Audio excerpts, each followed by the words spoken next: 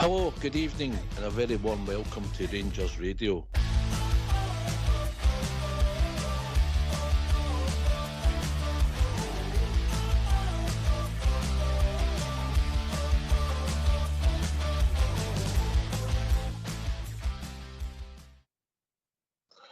Well, hello, good evening, welcome to Rangers Radio. Join myself, Fox, here on the show tonight is the one and only Southside and the legend. Yes, the legend that is the Bridgeman. Evening, gents. Evening, Ox. Good evening to everyone listening in this evening on the Trip Zone YouTube channel, on Facebook, and it's great to be on with the legend Bridgeman this evening. Oh, can I just say, looking forward to tonight, and good evening to yourself, Ox Chair, and yourself, Southside. I hope you look after me tonight, you, and the two techie boys in the background. And can I just say to all the Rangers fans listening in here tonight, good evening. Welcome to Rangers Radio. How are you, Southside? Aye, no bad, mate. No bad. Busy week and going to have a early rise Sunday, but apart from that, mate, all good. You've got no sympathy for this man, you know that, didn't you? I know. I heard about your tales of woe. You're up early in the morning, I know. I know. You'll go up early on a Sunday, will you? Always, mate. Go and get ready for church, mate. How are you, Bridge? I'm excellent, pal. Thanks very much. Excellent. Just to say, my legs are a wee bit sore, so I can't get out as much as I've been getting out. So hopefully we're getting back on the bike. Jumping up and down with his 6 goals on Wednesday. It could have been. It could have been. I managed to get watching it at home. So I missed the game, but I managed to get watching it at home. And absolutely fabulous. Absolutely fabulous. Great goals. Great game for me. Best of the season. Southside, I've not heard from you since Wednesday. What your take on it, mate? I think we should chip in, get Bridge him one of the electric scooters. Very good. Bridge would fucking murder you right enough. Wednesday, aye. Oh, listen, breath of fresh air, wasn't it? It was right on it for the start. Could have been 2 or 3-0 up by half time. A lot of good movement, a lot of good play, some good individual performances for some of the players. And also second half, obviously, the goals went in. So, aye, maybe a lot of people said they never seen it coming, but I think we've peppered the goal enough in the last couple of games and no managed to find more than the one goal at times. But no, listen, it was an organised Kilmarnock team that people give McInnes credit for. They say he's good at organising a team and all that. They normally come make it tough and hard for you, and we stuffed 6 goals by them. Not done that for quite a while against Kilmarnock. But on Wednesday night, it was the weather conditions and all. It was wild on Wednesday, not even just getting to Ibrox. So, no, thoroughly deserved, the whole team. And I was happy for the management and the manager and the players and everyone, the supporters out there that we've been waiting for this coming, mate, you know. And if I'm being honest, Bridge, this is going to sound a bit OTT, but 6 actually flattered Kilmarnock. Oh, absolutely. Absolutely. That could have been double figures, 10, 11, easily. You know, there was some great goalkeeping by McCormick. I can't remember his name now, the boy who used to play for us. McCrory. So I thought he had a smashing game. But we were wonderful. The football was wonderful. The goals were coming in. The chances were there. And, you know, sometimes the players made a mistake, but most times the goalkeeper managed to get a really good hand on the ball or it bounced off a defender or something like that. But that would happen because they're playing with 10 men inside their own box sometimes. So well done to the Rangers, I have to say it. Well done. Best performance of the season so far for me. In fact, maybe the best performance under Clement in the league. That is in the league. So I think it was fantastic. Wonderful to watch. Wonderful. Maybe the best domestic performance this season, Southside. Would that be fair? Aye, probably now because we've got more players available. Back then, although we beat Ross County, took the 6, but the fact that we've took 6 off Kilmarnock and you're sort of looking at it at the same time, but I think now we've got more squad players back for injury, and I just thought it was a good overall round team performance, Ox, and that's what we're looking for going forward. Hopefully they keep it up. And 11 goals in 6 days in 3 matches, Southside. Aye. Aye. When you thought of that at the start of the week when we first did our first game. No, I mean, I understand fully the doom and gloom after the United game because we were all low, and we didn't see it coming and we should have won the game and we didn't. And then we've bounced back and hopefully it keeps going, mate. Yep, hopefully. He's certainly got a wee bit more thought now coming into the next 3 games that we've got coming up, and when it comes to Sunday's game, he'll probably look at the performance that they put in there and see what he wants to do. Normally, he maybe makes a change or two, but it'll be interesting to see what he thinks himself going forward. And obviously, he checks the data, doesn't he, for the medical team. But it'd be interesting, the front 4 that was up there. And we didn't have Bajrami in the team, we didn't have Conor Barron in the team, and yet the midfield looked good. Right, Mr. Bridge, we better get his phone lines open. We're going to get Southside to take the AGM because he attended as well yesterday. I know you're a veteran of several. Bridge, yeah. No. Get your quick take on it. So if it's all right with you, gents, we'll get the phone lines open. Let's see. Go for it. Why don't you give us a call on 0141 356 1972. It's your show, it's your platform. Let's hear from you.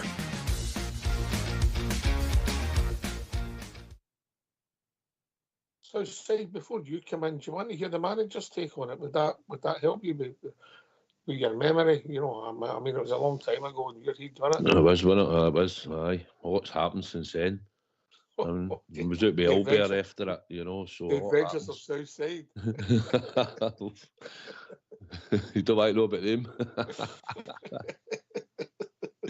I think Albert's ditching me soon. Right, we'll hear from Philip Clement, and then we'll get Southside's take. Let's hear from the gaffer. At the annual general meeting yesterday, there was a confirmation that 5 players left the club in the summer for just over £800,000, which surprised many Rangers supporters. Have they got a point? That's a hard one for me to say, because it's not my job to do that first. Secondly, it has also maybe something to do with the wages that players were earning here. And every player, I was the same. You always want to earn more and more and more, and not to reduce your wages. So maybe because of that, some players, and that's the dangerous thing, because if I say one thing, then you guys take everything of all that group on the same way. So every story has his own thing in that. Some were older, some were maybe earning a lot of money that other teams don't want to pay that. Because of that, it's clear that the players were not really big in the market, that everybody wanted to sign them. So that creates also that you have less leverage in those negotiations. Does that raise an issue, and is that something the club has to get better at in terms of raising the profile of the players and making them more marketable, more sellable? Yeah, but what is one of the major things to be marketable as a player? To have players where other teams want to invest in.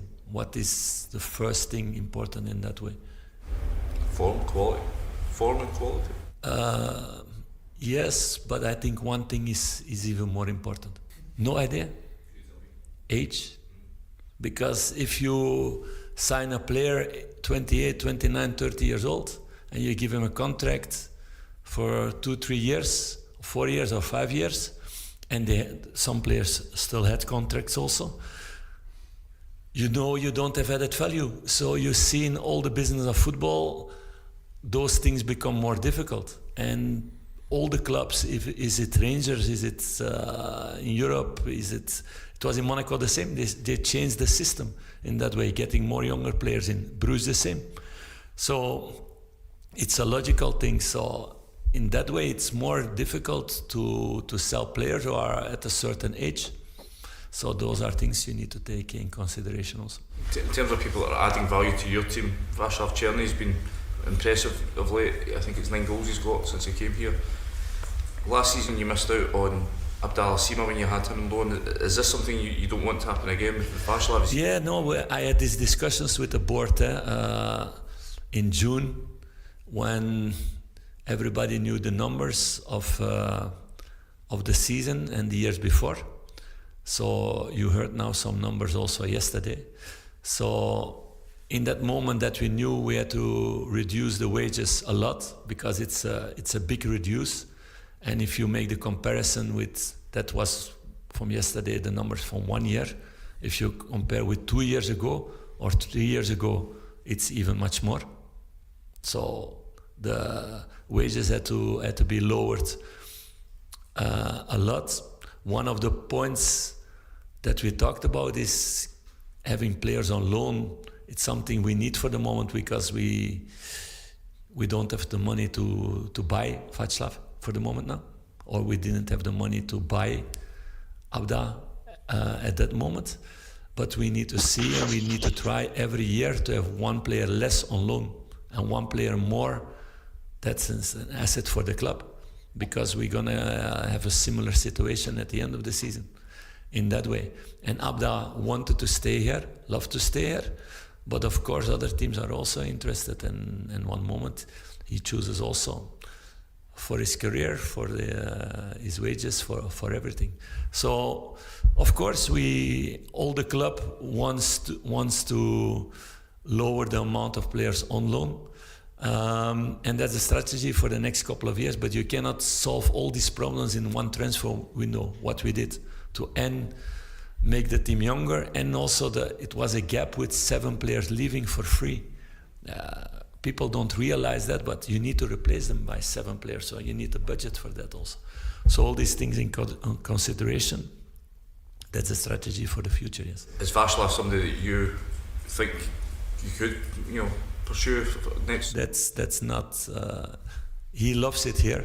Clearly, he told me also last week that he never felt better in his career than now, physically, mentally, in the team, in the dressing room, with the staff, in the club, with the fans, everything.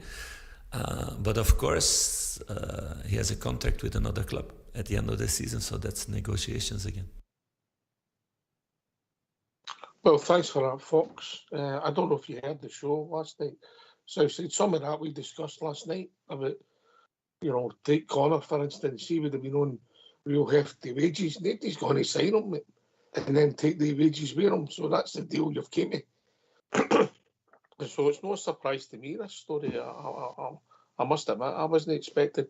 I think when you hear the deal's worth X amount, that could be with the wages you've saved sometimes as well, Aye, obviously. Listen, when we brought the players in, it certain ones that left for virtually nothing, as in Todd Cantwell probably, and possibly Lammers that we paid a fee. They were on decent wages, and obviously when it gets down to the fact they're not going to be part of your plans, Lammers was going back to Holland, wasn't he? So he was on a chunky money, which they don't pay that sort of chunky money over there. And Golson was at 31 years of age, you know what I mean? The salary cost for 23-24 was at 41 million, and the average age at that time was 29.7. They had it up on the big screen, and I brought the salary cost down for this season at the moment to 35 million, and the average age is down to 23.5. So we had to reduce the age in the squad, was one of the key issues to the points. We had to normalise a wage structure back into the club. We've got to get a normalisation of the wage structure, and we've got to create asset value into the squad. And when you run through the players that we let go, McLaughlin, McCrory, Golson, Barisic, Lundstrom, Jack, Cantwell, Wright, Lammers and Roof, all their ages are ranging from 36, 31, 31, 30, 32, do you know what I mean? And now we've brought in players, apart from Liam Kelly being 28 and Proper at 30, but you probably think Proper was coming in at 30 years of age by experience, and would probably, even if we keep him 2 years, and maybe he moves on after that, or whatever might happen, but we might get our time out of him and he might do well going forward for us. But I mean, when you look at NCR that we're replacing in there at 20 years of age, Casemiro, who we brought in with a view to signing at 22, Jeffty's 20, Connor Barron's 21, Diamondi's 22, Bajrami's 25, Ignaman's 21, and Czerny is only here on loan at 26 years of age. So you can see how we've tried to cut the age gap right down and try and improve it. Obviously, we'll try and get the quality up and we'll need to add to the squad. But that's where we are now, and that's what he was trying to explain, and that's what he's had to work with. And I do feel sorry for him in that aspect, you know. He's no shopping where he would like to shop. Of course, I get all that. Bridgeman, I'm surprised that people are surprised. I just don't... when the people left the club in the 2 years, I'll use Connor again as an example. I mean, you're talking about Henry was £2 million a year. It wasn't quite on that, Connor Goldson. But what I'm saying is, so if he leaves the club and you're not paying the wages for two years, you're £4 million better off. It makes sense if you come to that agreement. Nobody's going to buy him and give him the same money. So they're going to use the couple of million they would have gave you to offset his wages. It's as simple as that. I see it. You know, it makes sense to me. I'm not shocked at that amount. I also think when you're talking about that is that a lot of these players actually wanted to go and were happy to go out the door, maybe getting contracts of their own. They might not have been happy having to go and negotiate money again, you know, and they might have never have got the same salary they were on at Rangers. But yeah, I think he's right what you say. So many players had to go, and it just shows you how we've been managing the club and with no, telling it as a purpose, no really great shine towards selling players on. You know, a wee example of that is this young lad, Raskin. Raskin's actually he's on fire at the moment, and other teams down in England would have him sold. You know, they would actually have that guy sold, the form he's in, or try to get him another higher salary or whatever, keep him because his agent would be in there saying, "Hey, wait a minute, what's going on here?" All these things could go on, and when you see what Rangers have done to bring the age down, is nothing short of miraculous for me. Nothing short of miraculous. However, on the bad side, is we're going through a murder. We're going through hell. The fans are just, they're distraught at their wits' end. They don't know what's happening. I'm hoping that the way we played at Ibrox the other night is going to be an example of how our team is going to come out and play and gel and make things happen. Hopefully there'll be more criticism on the manager and obviously ultimately the board as well, because that's what happens. That's football. But just sticking to the wage structure, Southside, I get it. And Cantwell's another example here. You know, chunky money and all. It looks like to me, whatever transfer they were offered, they're using that as part of his salary, and we've got him off the books. It's as simple as that, mate. Aye, he's been off the books. And like I said, you'd like to have thought that if he'd done well, somebody would have come in and got him and we would have sold him for a profit going forward. I think that was the idea. And he would have been a good player in our team. But listen, it is what it is. And that's the figures. And when the guy did ask at the mic, that was it. And as the transfer window was winding down, if we're honest, he wasn't really probably going to feature. I don't think he might have got back in Clement's plans. I don't know. They might have had to have sat down and spoke. But at the end of the day, it's chunky money, and we can see where we are in the financials that they've spoke about. And going forward, we need to still reduce our wage bill with some of the players that are still in the team. If they're not going to contribute or they're not going to be here long term, they have to go. To get the wage bill down, and hopefully it'll give us a chance to go out and probably get a couple of maybe two experienced type players in the door, maybe 25, 26, and maybe go for another younger player again. And if we've got the quality like we're seeing development at the moment, like Jeffty, like Connor Barron's been doing, even Bajrami's a clever player, you've seen. So the signings that he's been making have been good. We can't say they've not been good signings. It's just they need to settle in, they need to bed in, and going forward, hopefully, we need them to be up to speed as quick as, but some take a bit longer in time. Plus, injuries haven't helped them either. And we get frustrated with it because we can't afford to be dropping points. We expect to win every week. But when you look at the big picture, you can't say we were going to go this season undefeated. I mean, we've got to be honest, you can't. But we need to get back to winning, and I'm hoping last night was Wednesday night was a turning point again for the team. We've done well in Europe. This week, Southside, I'm going to the whole week's been really good. The whole last 3 games. Mm-hmm. Mm-hmm. In a normal season, that after a result like that in Europe, you would have took that, just the 3 points down the road in any circumstances up in Perth, any away game, just to chalk it off and then to bounce back. 3 games in 6 days, Bridgman. 3 games in 6 days. Yeah, it makes us our league and the way it's being managed a bit of a mockery, doesn't it? However, proud of Rangers, absolutely. The last 3 games, absolutely. Results, fabulous. Just fantastic for us. And as you said, tough. Normally a tough place to go, St Johnstone. And if your lads aren't playing, their team isn't playing that well at home, I mean, then it's going to be a dogfight. And it was a dogfight, but we came away with the points. That's all I care about. I'm a 1-0 person, as you know. I'll take it every week, every year for me, every day. So that's for me. I love the way we played the other night, the way it all happened, and I love the manager's changes. It's just brilliant. Everything just clicked for us, and I hope that click is still there. Yes. I'm hoping we've turned the corner Southside. I can't predict the future. You know, I can do a lot of things, as you well know, but I can't predict the future. You know, if I could, you get your coupon up tomorrow. Listen, we've got a wee bit more competition for places in certain parts of the park now. 1 or 2 we have to rely on just going out there and starting every week, because we can't really afford to change Cherny now. And listen, what a return so far, 9 goals. I think he's got for a position that we always moaned about on the right-hand side. It wasn't good enough.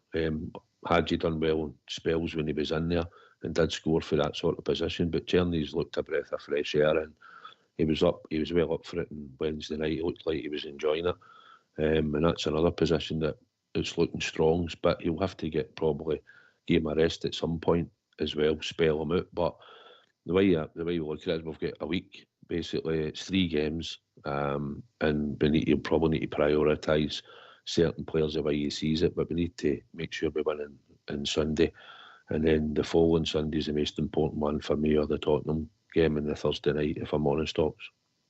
Mm-hmm. Well, man, get Sunday out the way, and then you focus.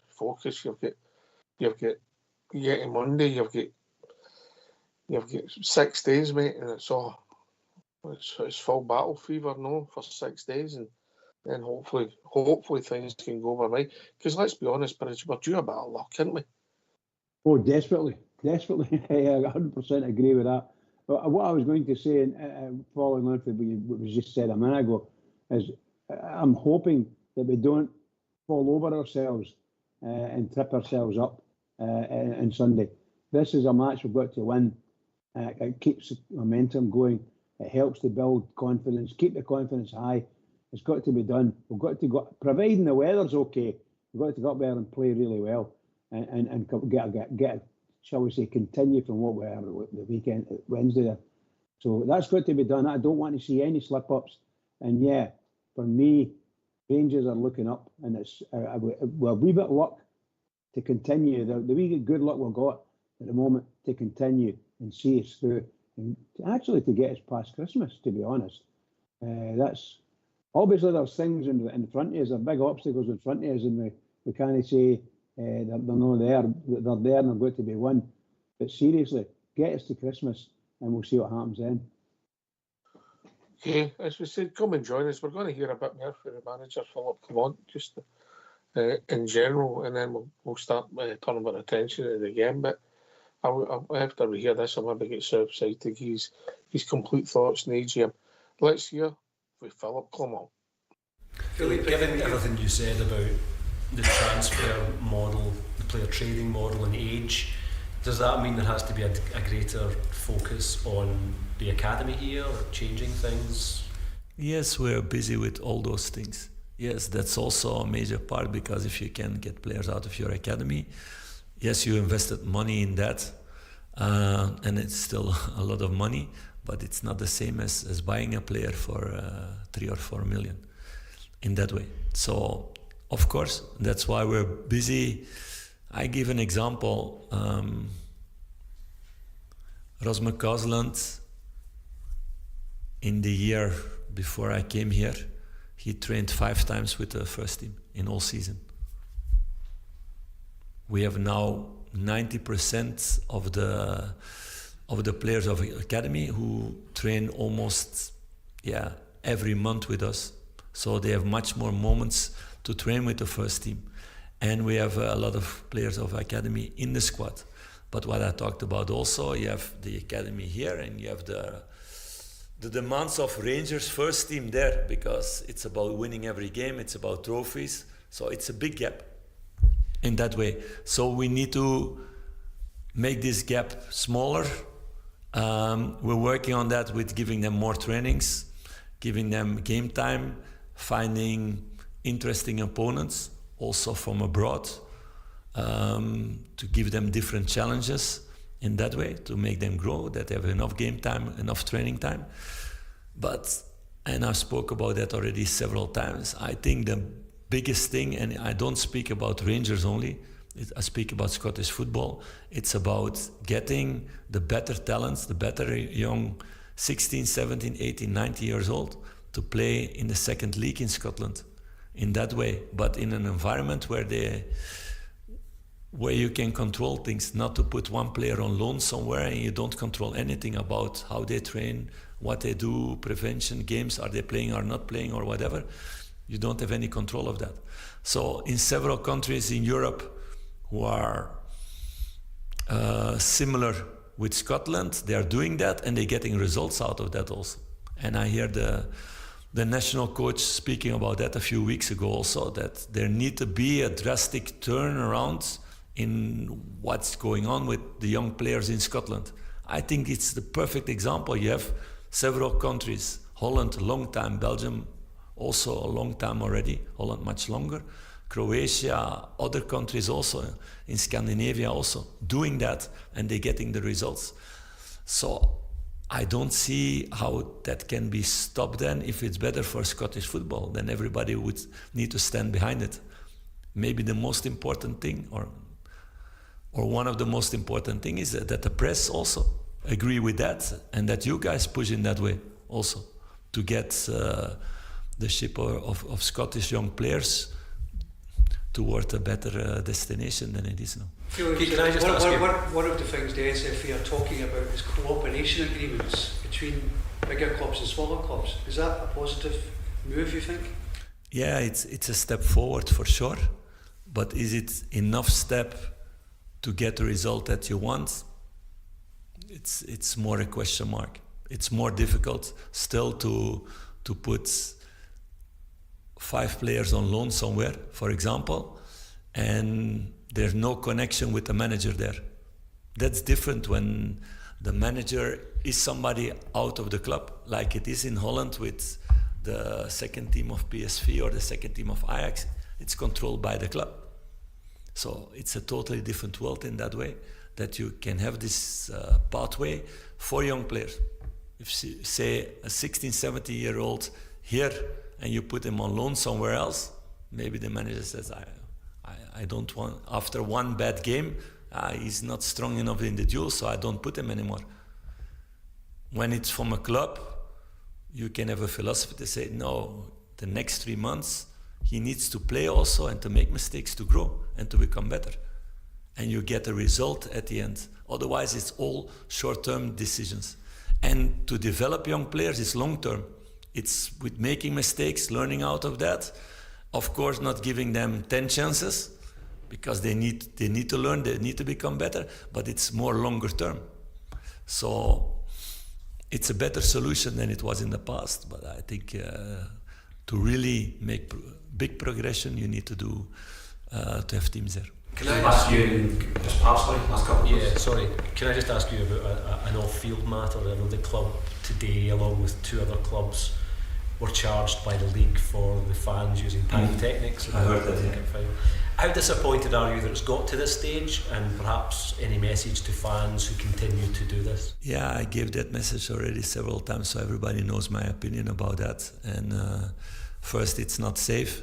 Secondly, it costs the club money, and we want to use that money in a better way, that we can do the right things with the squad, that the squad becomes better and the fans can be more happy with the squad. So again, clear message that it doesn't help in any sense towards the team in that way.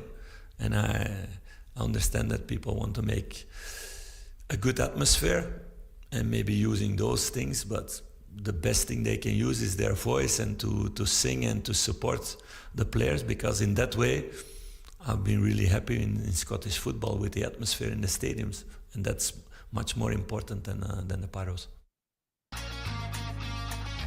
Why don't you give us a call on 0141 356 1972? It's your show, it's your platform. Let's hear from you.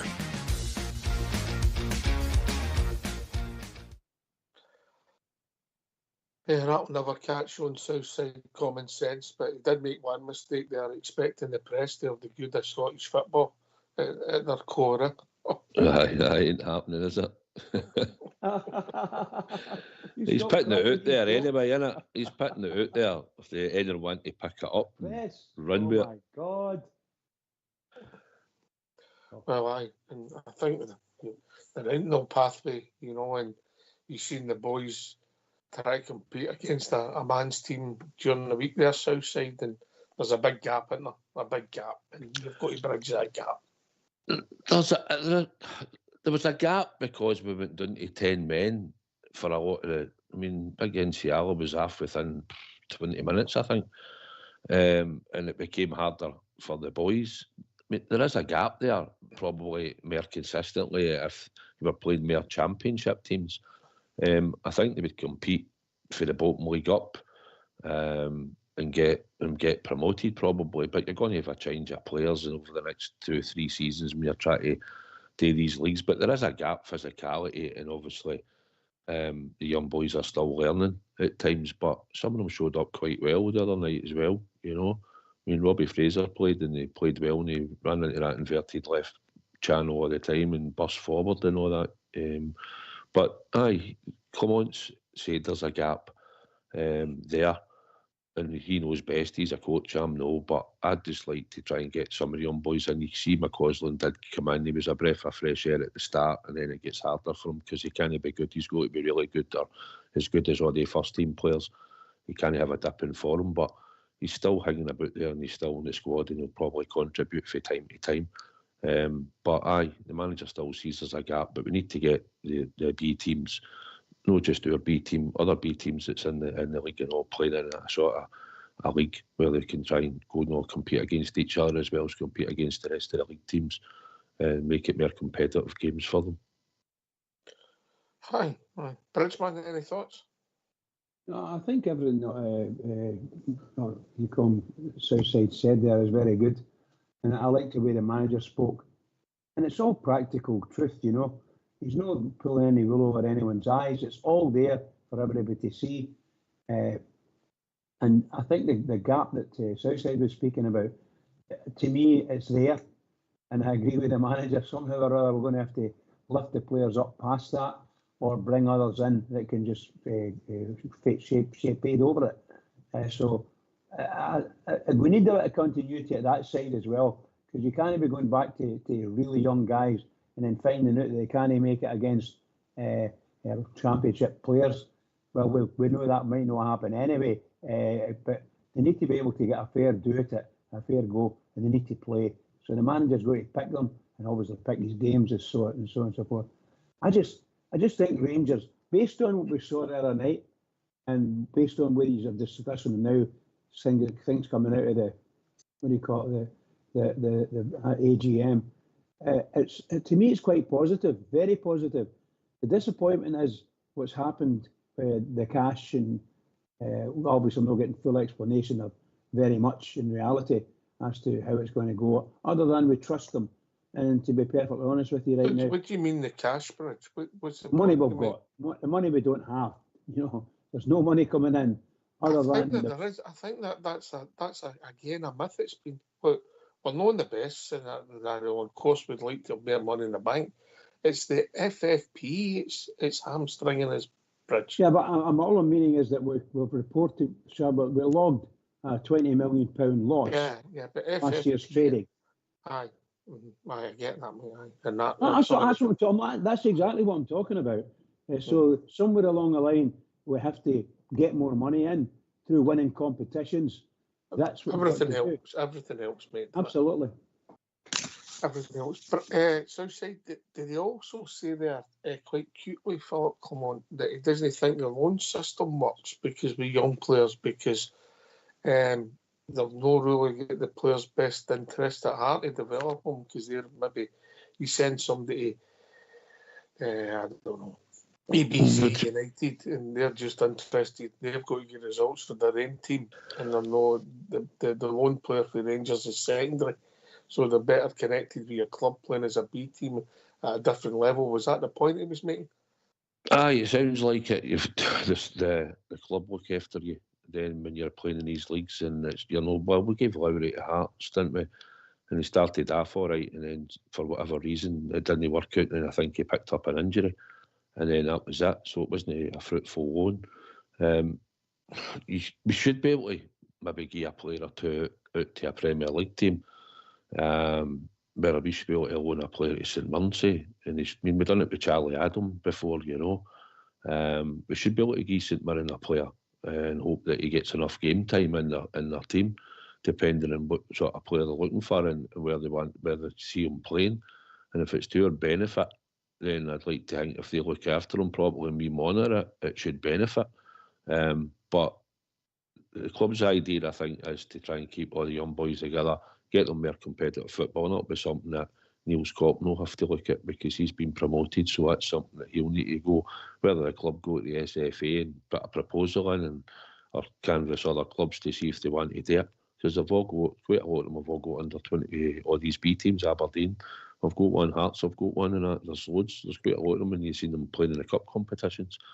Whether they're using some first team players or not, I don't know, but for some of the lower league teams, but there certainly was enough of them there to try and make a league or start in some division, promote some for the Lowland League or whatever they do, and then try and promote them up. But you know what it's like in Scottish football, mate, they'll all just vote against it doing the lower leagues.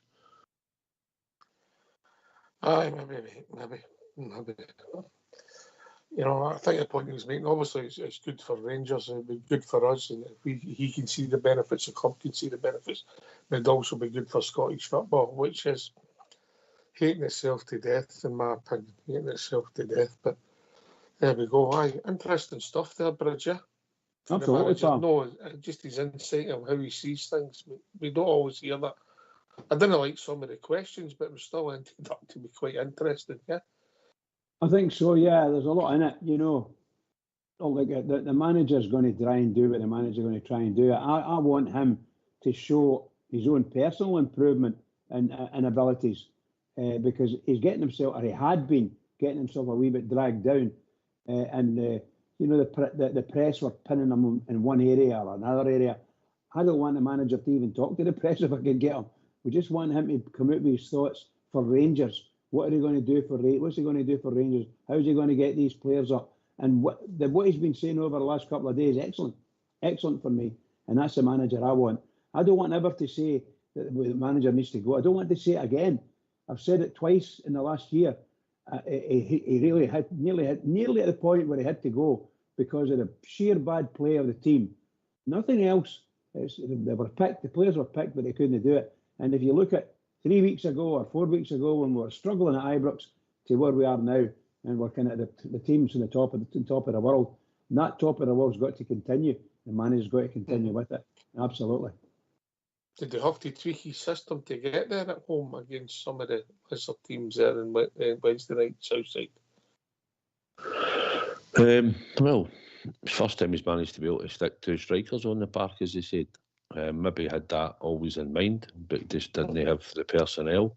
But listen, Hadji's made a difference. Ignaman's come in and he's looked decent, and he was really unlucky in the first half when he just flipped in that box. I thought it was a great bit of skill he done inside the penalty box and just fired one. He just put it over the crossbar. It's something different up front. Daniel's back. He seems to know what he's going to bring. Tierney's playing well now. We've got Bajrami, but Hadji, I think, has come in the last wee while. Raskin's been just really good since he's come back. But Hadji makes a difference as well. He's got vision. He doesn't give the ball away very often. He picks up good bits of space in wee pockets. Once he's maybe playing most weeks, if that's what happens, or he can compete with Bajrami. If we're playing a 10, he can play on the left as he was doing. They were just linking about and moving about and just getting on the ball. And that's what you want players to do. He's shown me his assists, Hadji, since he's come back. So he'll not play against Tottenham, but hopefully have a big part to play on Sunday. And then we'll see where he goes from there. But good point you make. But I'll tell you what, it's only my opinion. I would have thought that Hadji's performance on Wednesday night, 99 times out of 100, would have got man of the match. And then I think Raskin pipped him. Listen, I thought he was good. I thought Hadji was really good. But I mean, Raskin had another really good, consistent performance again, But Hadji coming into the team as well gave us something slightly different. The fact that we left Bajrami out and Hadji came in, and what a boy put in for Tavernier. I mean, Tav puts his hand up and says, "Put it in here," and he delivered it. Perfect. Some people might moan the defender should maybe have got there, but I was like Tav old, wasn't it? Just getting yourself at the edge of the box and then just firing it into that space, and it was a great finish for Tav, by the way. It wasn't an easy finish. I have to say, I agree with you on that. Forgive me for interrupting. I thought that was the best game Tav's had this season, without a shadow of a doubt. Best game he's had this season, and that goal he scored was just excellent stuff. Just excellent. The way he met the ball, everything. And I was raging at the telly, saying he was never offside. You can see the defender's shoulder and everything past him. But what a cross! What a cross for Hadji! Fabulous stuff. And he had two assists. Hadji, marvelous, just marvelous. And I agree with what Oxford said as well. He made a difference. So obviously you'd want him to be in your team all the time and keep on playing.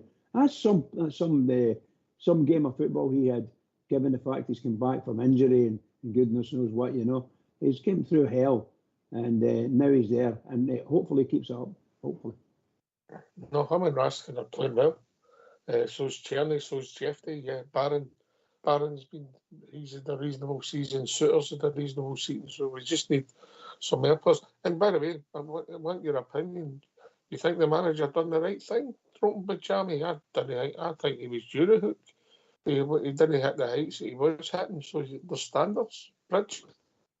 Well, I said a couple of weeks ago, I thought there was something wrong with Bajrami. He's no running back properly. He's no covering. Whatever covering's required, he's not doing it. And you could see a couple of times when he just stopped running, and the defender, or the person that was coming through, got the ball and scored. And you think, what's he doing? Or created havoc. You think that was your man. Why did you not run with him? Anyway, yeah, I think he probably due a rest. But he's a tremendous player, and hopefully that whatever it was he did to him, whether he just dropped him or maybe he told him, you're not good enough at the moment, I don't know. But when he came on, he's a super player, absolutely superb. Going forward. A nice player. The standard Southside. Aye, listen, he was probably maybe wanting to spell him, but his form at St Johnstone was poor, and he was hooked at half time. And Hadji come in, had a good game. Then when he came on, don't get me wrong, when Bajrami came on, he was running about and all that, he was getting stuck in. So it's competition for places, isn't it? And that's good that we need that. And the fact that it's two players that have good on the ball, they're two fitted, good vision, can score for the edge of the box. And two of them are blessed with a lot of pace. Bajrami probably more than Hadji, because we've seen him sort of on a run in Europe where he was fighting for the ball up the touchline. He kept going, but he's no out and out pace, but he works hard and he'll battle for you. So if I've got the two in our team at the moment and Czerny doing really well, and we've got the two up front at the moment doing the business as well, and we've got now Dessers relegated to third striker at the moment. So you can't. You mean the guy who scored the most goals on Wednesday night? Aye. Well, put it this way, he came on right and he just hit them first time he put it in the net, as if, and he probably sat there thinking, I've got something to prove here when I go in, because I mean, I've got to go in here and score, and give me Stu. He stuck 2 good goals in, but at the moment it's good that he's got to battle for his place and all, and he'll want to get in the score sheet as long as they two keep scoring. So that's what we're looking for. Everybody to be pushing. Goal of the night for you, Southside? What was the goal of the night?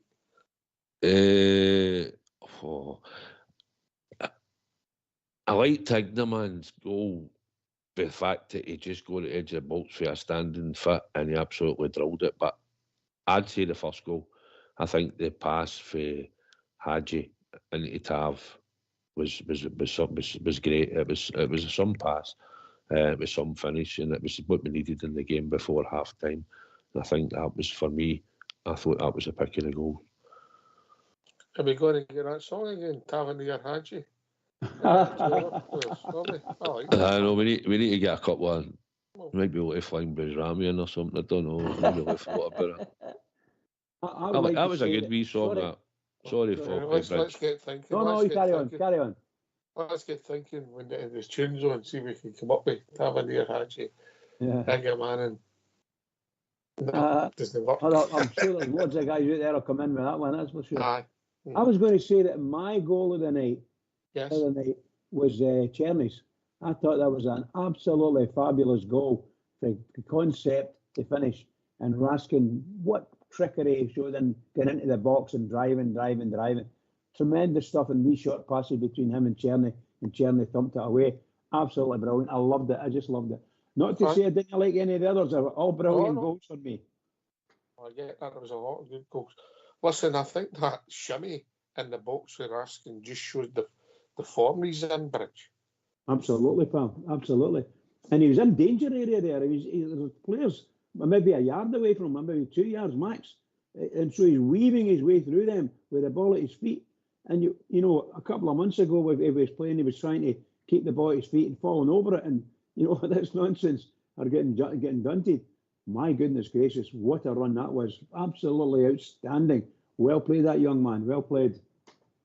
Listen, do you want to hear from Nico Raskin and maybe get the idea of how his new form's come about? Yeah? Would that be fair? Me, it would be, yes. Yeah. Would that make sense? Because he has been, 5-6 weeks now, Southside. He's been my best player. Would that be fair? He's certainly been up there.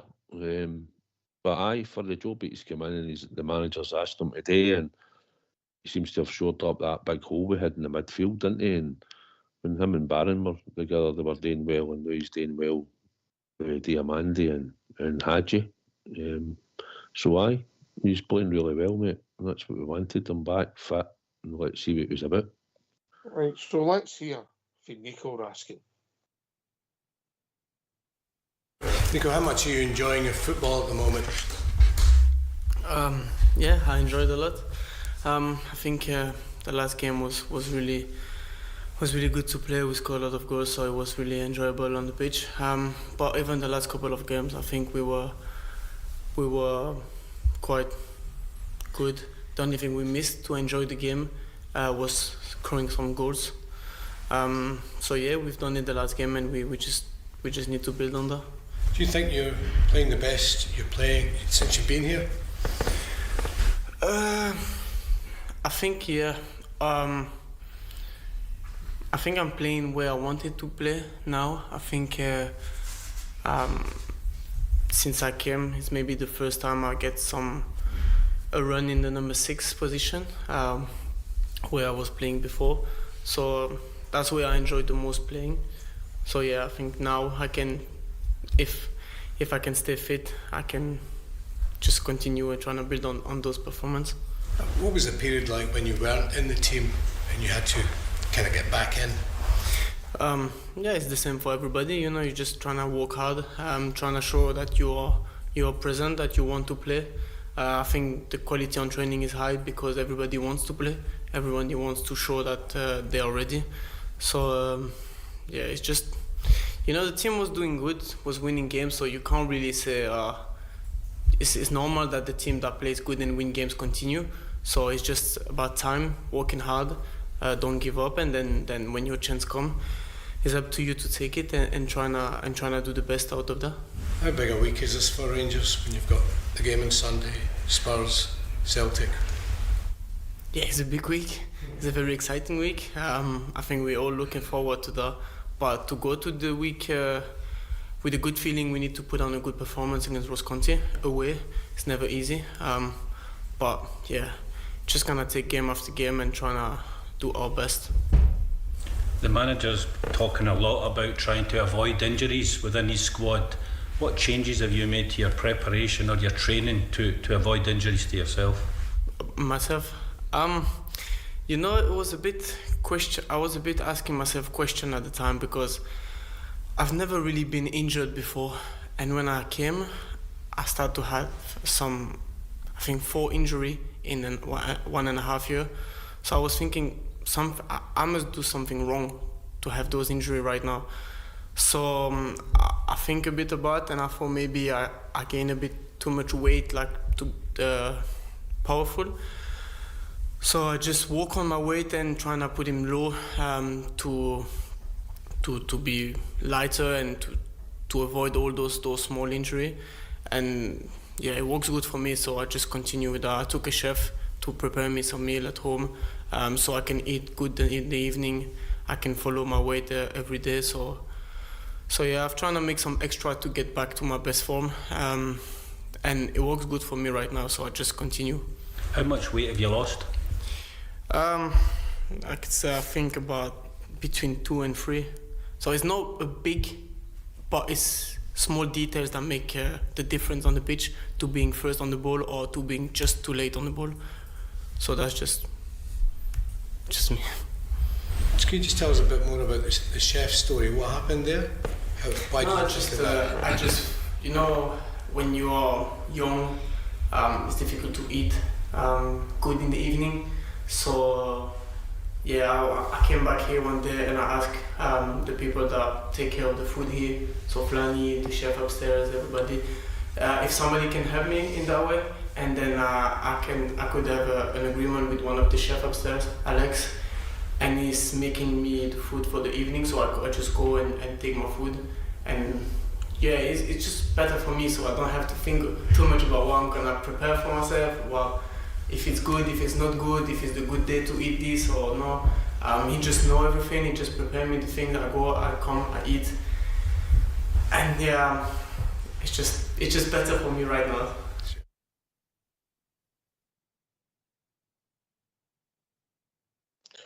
Well, thanks for that, Fox. There you go. We now know how we never made it to the top, boys. Didn't have a chef. You need somebody to cook your food for you. Big Stevie will be on to that. Stevie, his career went wrong. Too many pies.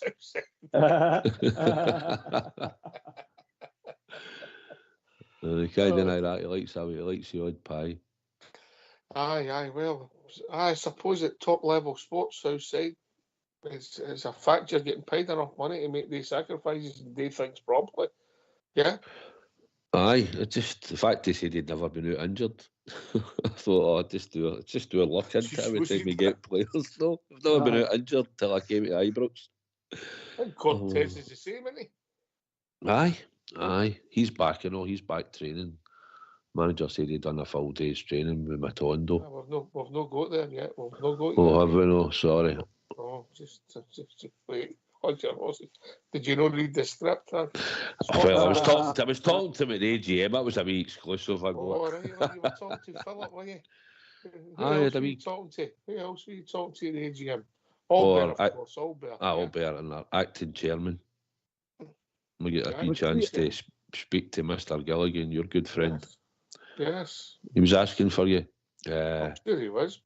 And I got a chance to talk to Big Phil. Even get a handshake at the end. He's a big imposing guy, by the way. So tell you what, you wouldn't want to come on the right side to him. I'm sure you get a handshake after two of them, mate. Aye. Aye, no, it was good to get a chat, take the time to talk to us and that, you know. Just the usual chit-chat with him and sort of saying to him how's he feel about being at Rangers and how's he been so far, what it means to the support and that, you know, to make sure that we're winning and all that. And he gabbed away in that, but I'm not going into too much in what he said, but it was nice to meet him. Still listening? Is he still listening?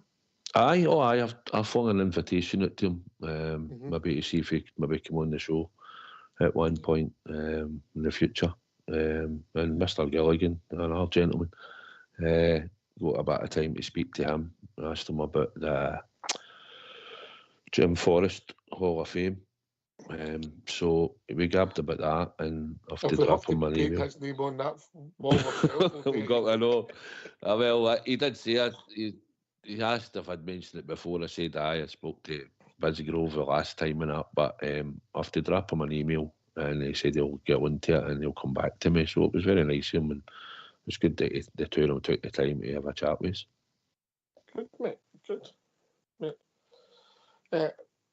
You weren't surprised at the AGM being the AGM, were you? I don't know what people are expecting. They're usually, it's all about ticks in the boxes and procedure, isn't it? Southside, yeah. Aye, listen, they're certainly calmed down for what they were like when we were going to them before, you know. But listen, I don't think it disappoints me as they always sort of cut it short.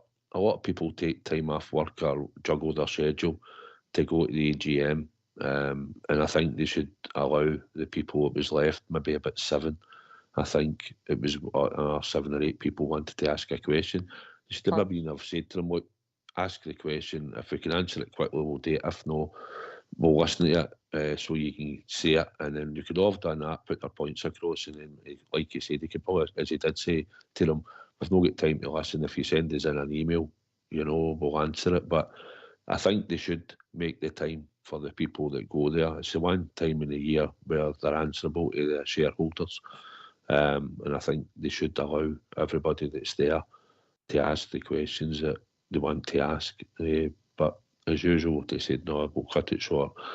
And that's what they've done. So there's a few people probably disappointed never got to ask questions. Instead of cutting it short, they should have said, no more joining the queues and let the people do their bit, mate.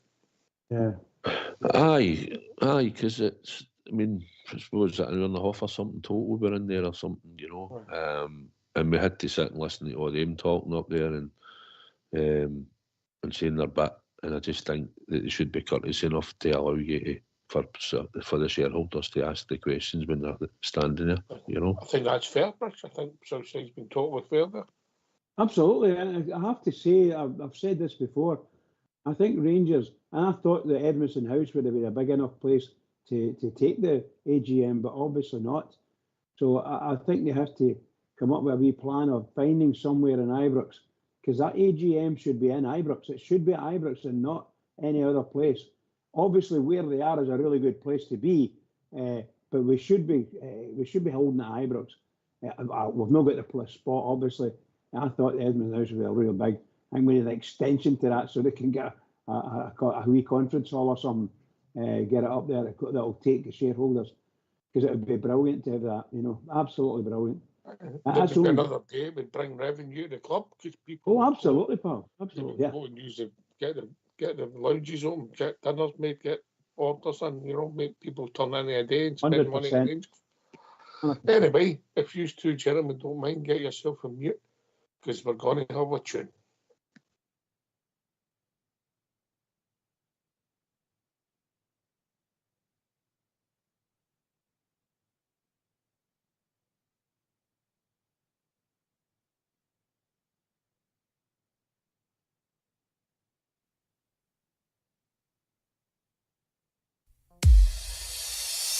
I don't know if you can see what the Rangers really mean to me in these last few years.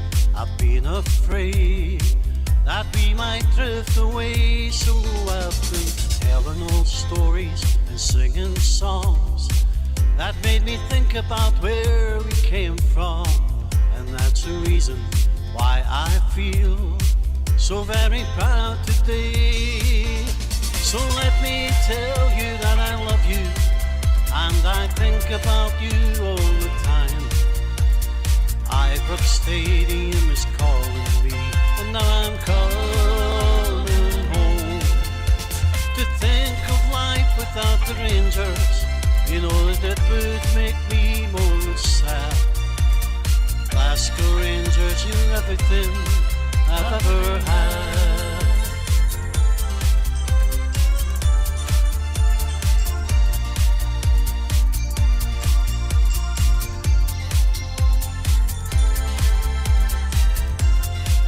We won 9 in a row, and I'm still dreaming of Brian Laudrup and Trevor Stephen. Big Marvin Andrews said keep believing. Davy Cooper on the wing, and we remember Gaza with great affection. The day the helicopter changed direction, and Jimmy Baxter was pure perfection. Super Rally scores again. So let me tell you that I love you, and I think about you all the time. Ibrox Stadium is calling me, and now I'm coming home. To think of life without the Rangers, you know that it would make me more than sad. Glasgow Rangers, you're everything I've ever had.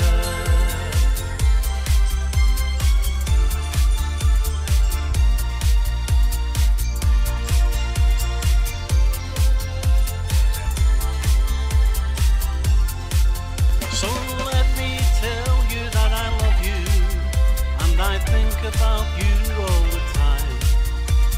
Ibrox Stadium is calling me, and I'm coming home. To think of life without the Rangers, you know that it would make me more sad. Glasgow Rangers, you're everything I've ever had.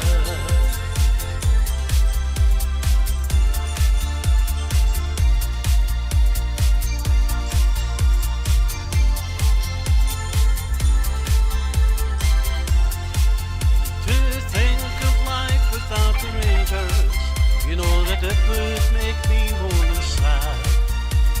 Glasgow Rangers is everything I've ever had.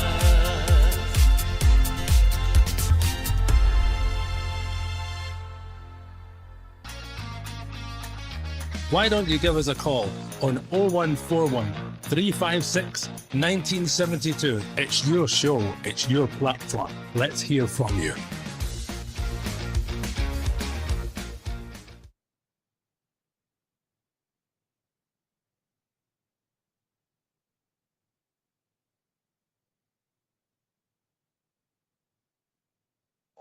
That one, special for Albert, Southside, special for Albert. Aye, just the text I got for Albert there, I think he'd end up at HR on Monday if I read it out, so I will no bother. I've not had it yet. It's not that, no, it's been belted out all in grounds in Britain now and all over Europe. And it certainly catches on, I think. Are other clubs picking up on it and using it for themselves? Oh, it means us singing it. No. The Bears I singing it, mean Bridge. fans, are the fans singing it for their own teams and things like that, no? Oh, their fans singing it for their team. Yeah, That's what you mean. of course. I do apologise. Okay, so, right. We'll get the last wee bit in the manager, and then we'll get a step for a hint, Southside, like the team, or any more injuries, or 10 players out. You know, we'll see. So let's hear. Philip, come on. Philippe, could you give us a squad update, please? No problems after last game. Rabbi and Oscar were today the first time in full training. So yeah, we need to see if that's good enough to be in a selection. They've been a long time out, but it's very positive news that they can do everything again. It was an intense training session today with the guys who didn't play, so that's very positive news. You must feel the team will be in a good place after the win the other night. Yeah, but they were already in a good place before. Otherwise, you cannot do that. So no, it's confirmation what they are doing, and you need to grab the moments. You need also that part of luck. We spoke about that. We had a few weeks also really good goalkeepers against us, and I don't want to say Robbie is also a really good goalkeeper, and he made a few really good saves also in that way. But we were lethal. We came a lot in the offensive third, like last couple of weeks, and we were clinical in that way. And we were better on the ball, more with more quality in the central positions. In that way, losing less balls, getting less transitions. The defense was also very good, but of all team, not giving away one real chance, because everybody pressed directly after losing ball. Was the same against St. Johnstone. The manager said it also after the game, that it was difficult to play their own game in that way. And we need to continue in that way. Those are our principles. That's what we want to get. But it's week after week, month after month, putting all the attention to all the details, but you cannot do all the details at the same time with all squads. So they're picking up things, they're learning things, and that's positive. So we want more evenings like that, because that's the football I want to see.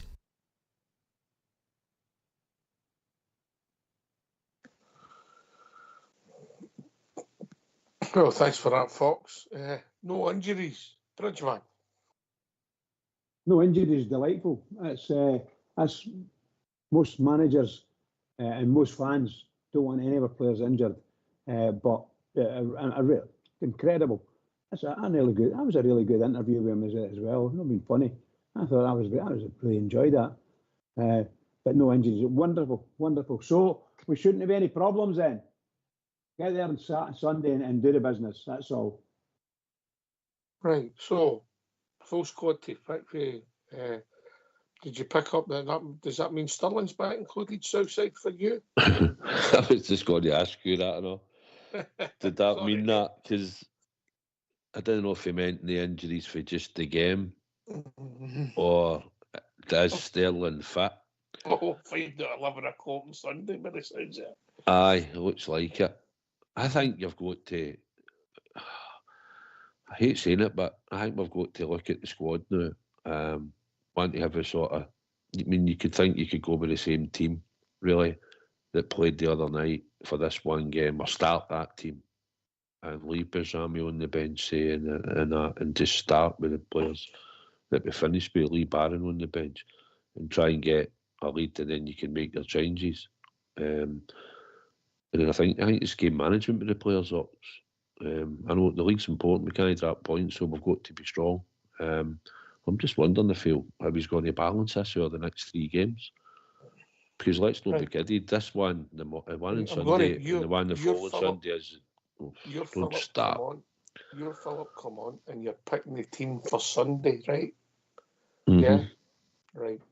So you're picking the team for Sunday, and you've intimated that you've got Thursday and next Sunday on your mind, yeah? Mm-hmm.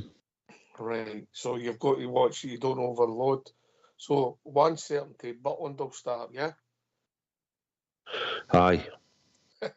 It's about the only certainty, aye. Right, carry on. The floor's yours. I think Tav will start on Sunday. I think Souters plays. It's between Balogun and Proper. I think I would probably stick with Balogun for Sunday, and I would take I'll stick Yefty in. See, I'd like to balance it and probably start with Ridvan. I think we could go to Ross County and play Ridvan, but he's eligible for Europe, so and maybe we start him against Spurs. Right, just put Yefty at left back and keep it strong. So basically the same defence, isn't it? That started against Kilmarnock. With Balogun, Suter, Tav and Yefty. Right, okay. Carry on. I'll keep Raskin in the team. Start him. I'll keep just keep it as the same team. It's the same team for me, Ox. Right, okay. That finished the game. I'll just make it easier. Finished the game. It started the game. Or finished the game. Started the game. Right, okay. Come on, I get that. Bridgman? I have to agree with what you said. You said that I would keep the same squad. In fact, that would be the squad that goes up to Ross County and comes back with a good result for us. That's what I'd go for. No changes. Just get in there and do it. Trust them. Let them go and do it. Possibly one change for me, Southside. What you doing, taking full back in? No, I'm barring for Diamandi.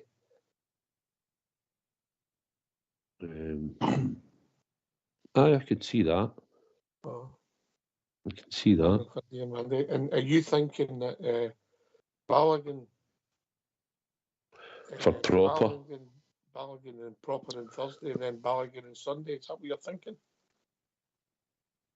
It depends on how. I don't know how, but his fitness is like. He's not played a lot of game time, Balogun, but sometimes he struggles with a couple of games in quick succession. But we want as fresher players on the Sunday as we can have starting the game.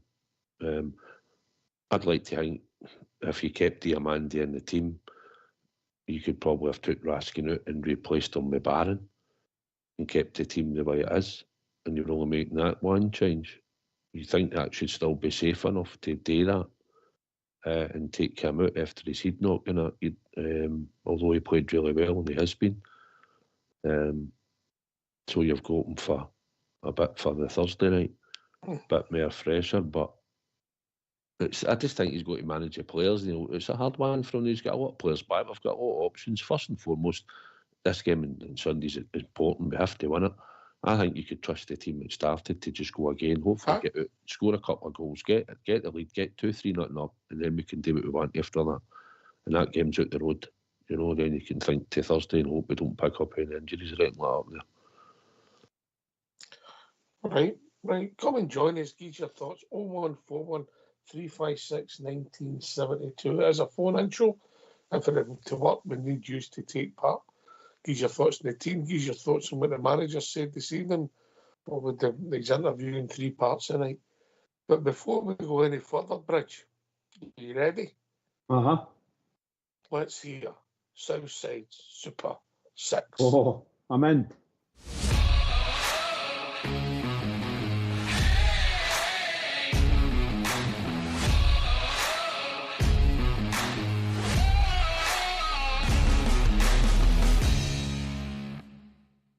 Hi, welcome to Southside Super 6 for Saturday the 7th of December.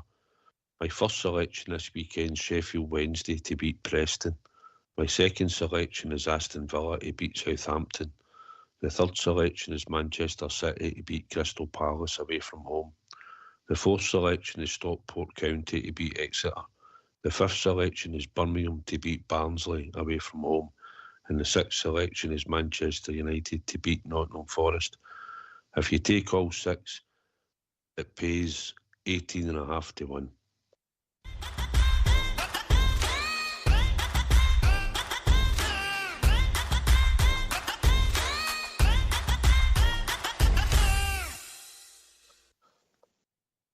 Who was the fourth one there, Southside? Was it Birmingham? Aye, away for him. Birmingham.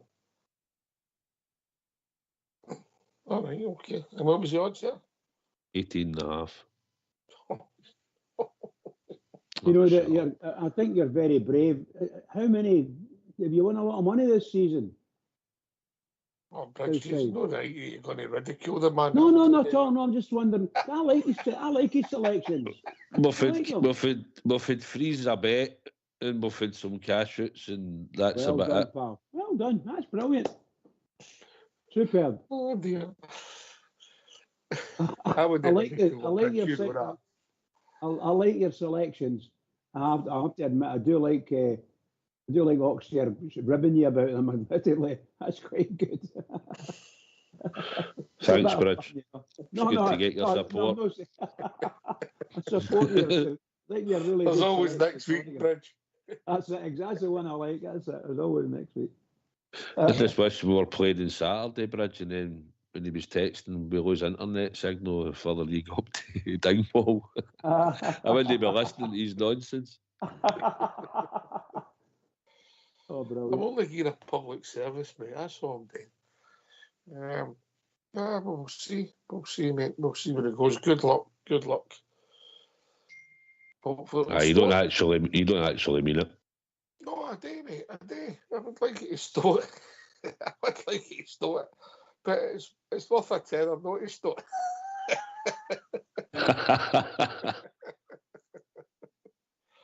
Oh dear. Oh dear. Oh, come on, stop one, mate. Right, okay. It's a bit of fun. It's no easy Southside 6 results, mate. People can say what they want, it ain't easy. You can do. I mean, you can look at normally your hot pots, and even once Man City done that, I tried it, you know what I mean? But normally you could, but the odds are absolutely ranked wrong. You always try and look for something. But, it's, let's say, there's a lot of people try it, and there's a lot of people fail. Aye, we've been close, we've been far away. Yeah, it's football, innit? If it was that easy, we'd all be millionaires. Well, sorry, I was on a balloon with a wrong person when I said that. I know, I'm stinking Bridges on. Come on. He's not even past that expenses sheet for Tuesday either. Even old person, when I go to you, he's just texted me and said, the tenner on that, there's always next week. Did he? Oh, that's poor. Aye. That means he's only putting a fiver on then. Mm-hmm. Oh dear. Right, okay. Good luck, mate. Good luck. Do you think there's any chance, Southside, that Cortez or Diamandi could be on the bench on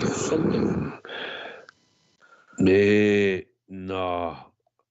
No, I think the game, just the profile of the game's coming up, you know. Right. I'd like to have thought one of them might have made the final to give another option, with maybe more training behind them this week. I might have thought there might be a space for one of them possibly to maybe get on there if they've got enough training and game time in them. It's always an option, isn't it? Aye.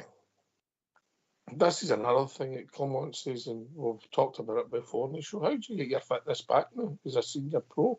I'm not saying they're senior, the two of them, but they're first team players. What do you do? You just got to get in the gym and sustain your runs. How do you get match fitness back? You get your fitness back. You only get it by getting on the park and time it takes you to get into your rhythm. I mean, they're only going to get a bit on the park when they do eventually come on. I would think, we might see them at one point maybe get 10 minutes, the last 10 minutes or something. I don't think you'll find them in for a start at the moment. And I think the way the Hadji's playing the new and the two of them up front, Danilo and that, and Czerny, and he's obviously got the option Bezrami, who was doing a turn for us on the left. I don't think they're going to walk into the team, so I think they'll only get a wee bit part. That's the problem. If you come on for 15 minutes and you go to the wing, you might not even touch the ball many times. So it'll take them a matter of a few months, Ox, to get their rhythm and get back into the team probably. But hopefully when they get introduced, that they have an impact for however long they're on the park. It's going to be interesting to see what happens with them. I'm looking forward to seeing Cortez and Diamandi Ozo's bridge, didn't he? You know, and we talk about people who have overpaid and underperformed. He's one of them, into big style. Certainly up till now, and up till Wednesday night there, I thought that, rather Sunday, I thought that, it was Wednesday night, what am I talking about? I thought he played quite a good game, Diamandi. He grew into the game. I didn't have a lot better than he's been. So I'm a big improvement for him. Sorry, Bridge, I got it wrong. I meant Matondo. I said dear Mandy, I meant Matondo. Matondo, oh my goodness. That's a blast for the past. Yeah, Rabbi Matondo's been overpaid and underperformed, yeah? Yes, absolutely. And you know, there's times he's came on and he's done some marvellous stuff, wee mazy runs, and scored some lovely goals. But my goodness gracious, he doesn't do any of the two of that type as often as he needed to do. For himself as well, because that's his skills. And if he's not going to use those skills and be able to, shall we say, show people what he can do, he's not anything. And that's what's happening to him. He's sitting and he's not anything. He's, I'm injured, or he's not injured, or is he injured? Is he ready to come back? As far as you guys know, yourself or Southside, do you know if he's coming back? Who knows? Well, the manager just told you he's trained. I know he's trained, but is he coming back? Is he going to get a game? Because that's the forward line, question. Of course, the forward line and out are playing, by the look of it, they're playing really well. They all played very, very well against Kilmarnock, and that's a tough job to do. So Matondo, if he's going to get in, he's going to have to, like I say, the last 15 minutes, just like you said there. But he's got to shine for that 15 minutes. No matter what happens, he's got to shine. He's got to get the ball, show everybody that he's a man that can play this game for the Rangers. It'll be interesting to see how his Rangers career pans out going forward. Because what is that? This is his third season, Southside, isn't it? Aye. Giovanni signed him, yeah. 22. Aye, because he played at Liverpool, didn't he? Come on at Ajax as a sub and all away. His third season, mate. I'm going to check out how much he's. He's young. He's only 24, but he's just not fulfilled whatever we've seen in him to buy him. We know he's got pace. We know he's got a wee bit of trickery about him. He's no great in the touchline, getting the ball, and he's not got that wee sort of step over and stuff like that Mark Walters had and Peter Hustra had it and all that when you look back to wingers, you know. He's just a speed merchant, and if you play the ball in front of him and he gets away, he's more likely to go, and he's in goal usually when we can use him that way. That's the way we were trying to use him in a game.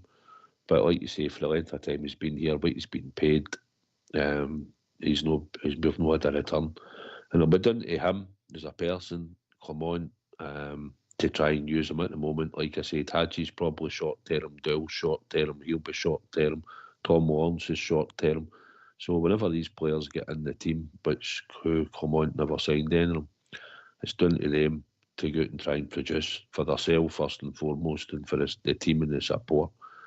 And hopefully at the end of that, some of them will move on and we'll be able to get some more money back into the club after the wage bill, whatever it is, the way they go, or a transfer fee in for some of them, and they go, and we can rejig it with better, fresher players. How many games do you think he started in these 2.5 years with the club? 20. I think it's less than that. Oh, there you go.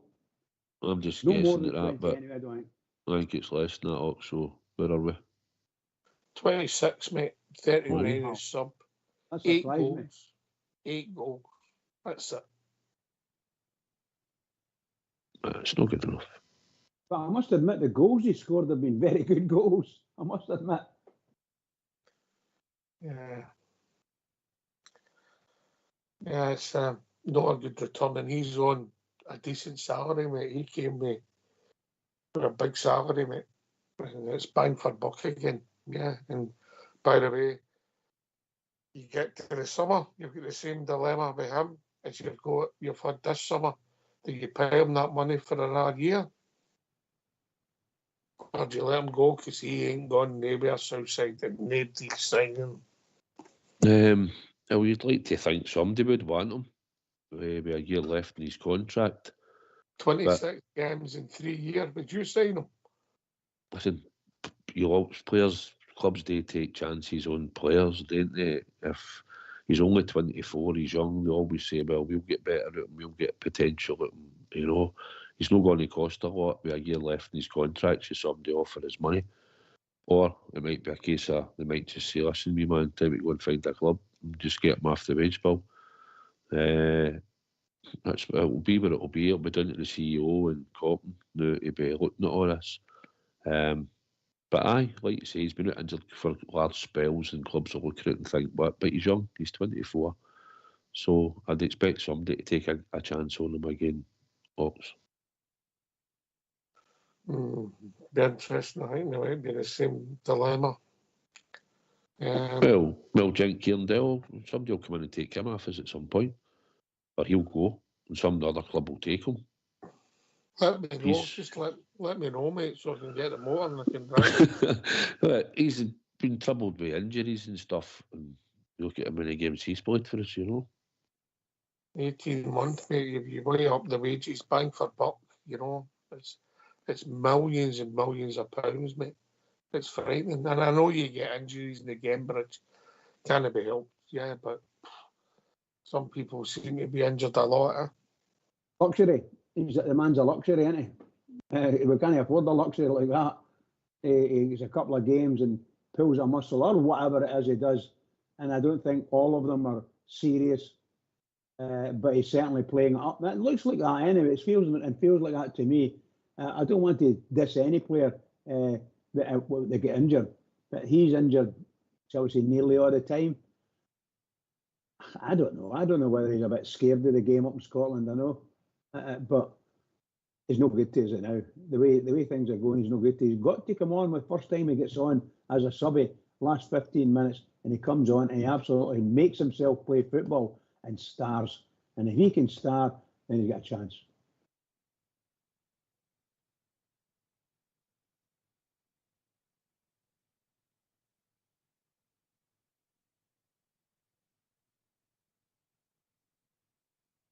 What do you think of that, Southside? Aye, it's like we need all these players to be producing the Bridge. They've showed a bit of, they've gave us a bit of, we've seen something different the weekend because it's a Derek McInnes team and it's been a long time since we took 6 goals off Kilmarnock and they played well. So at the end of the day, we look at that, we look at next game and it's Ross County. Different parts, no Ibrox. I think they've got, although they've not been great away from home, I think they've done no bad at home. But listen, we just got there and we should be steamrolling Ross County, you know, they're not in a good battle for them at all. And I'd like to think that we'll get a few goals up on Sunday, then we can make the necessary changes and make the game easy for ourselves. Anyway, we've enjoyed being Bob here. Evening, Bob here. Evening, Ox. How you doing? Good, mate. Yourself? I've not spoke to you for a wee while, Bob. I've been on the show through the week. I'm just recovering from that damn flu, but I'm all right, yeah. Good to hear from you. Good, mate. What's on your mind, Bob, yeah? I'm glad to see there's a bit of positivity going around. The AGM, we all knew they would try and push that through as quick and evenly as they could, and they did. So, as we all say, let's go on with the football. That's the main thing. And I'm hoping to go up here on Saturday. I'll have to go up here on Sunday and get a good, convincing one. You know, so that's the way I'm looking at it. Weather permitting, of course. That weather is not too promising, I believe.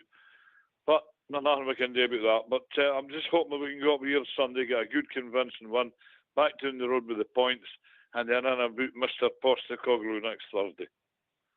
If he's still there. Aye, yeah, well, he's got Chelsea on his hands, but that's his problem. Yeah, aye. Southside. Aye, Bob, it's all about momentum, you know. Aye, Southside.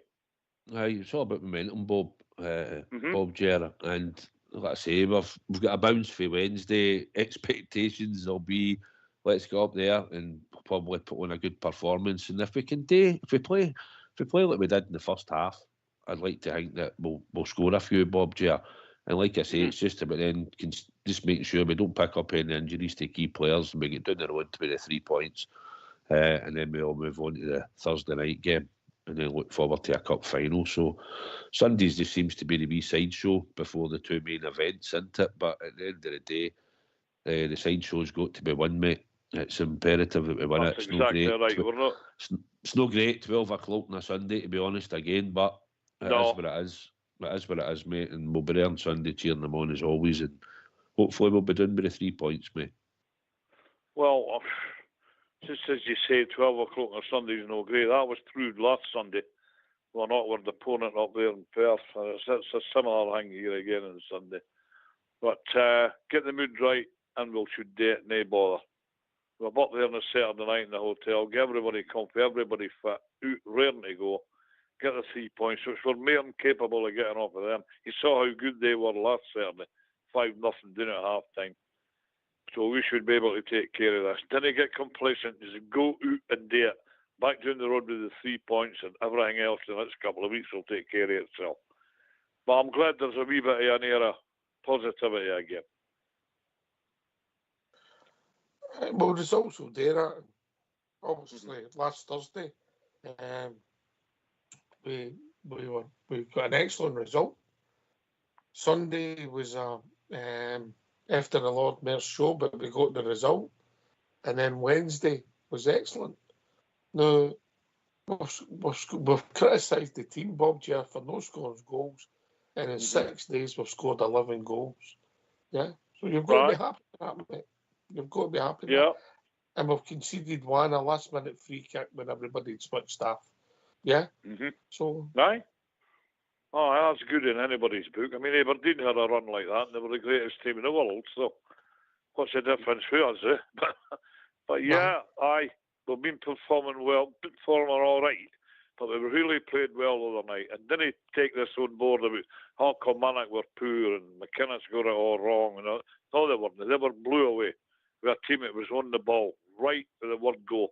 And I was pleased to see one hang-up, was that in the first 20 minutes we were getting shots at goal and testing their goalkeeper.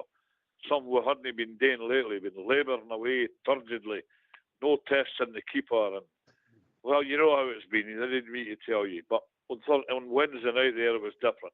They were right up for it, testing the goalkeeper, getting in good scoring positions, making chances, which is the same thing, and coming out with an excellent victory.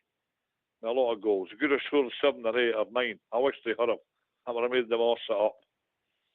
Never right off the Rangers, that's what I say. Could have done quite easily. Right, we're moving on to the last half of the show. Let's hear from you.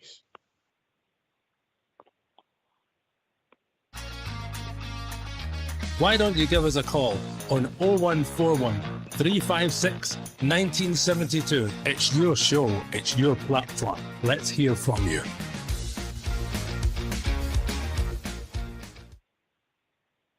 Just so you know, Southside, Kieran Dell started 8 league games, mate. 8 games in total, sorry. 8 games in total. Aye, it's not good enough, isn't it? No for the wages, mate, yeah? No, it's another one I would think is going to be a casualty. But if he comes on the park and he liked to play the other night with a nice move with him and Tav and that, aye, then as long as he's contributing and we're winning, then I'll not complain about it. But he's another one that's on the short list, I think, that needs to get the door, bud. Agree with that. Agree with that.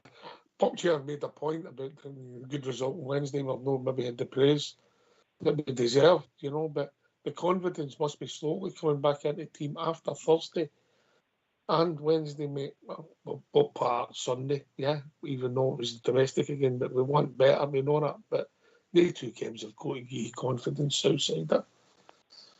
Aye, and the fact that players are coming back and it's a team are good results, you know, especially in Europe, and then beating St Johnstone and then obviously Kilmarnock, and it's just about momentum, and players seem to be in a good place at the moment. Cherny seems to be in a good place at the moment.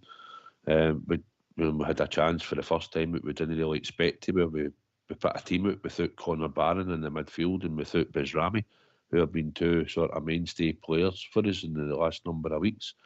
And the fact that we took them out the team and made a couple of changes and it didn't do us any harm. So I think the players now can see that they're in a good place.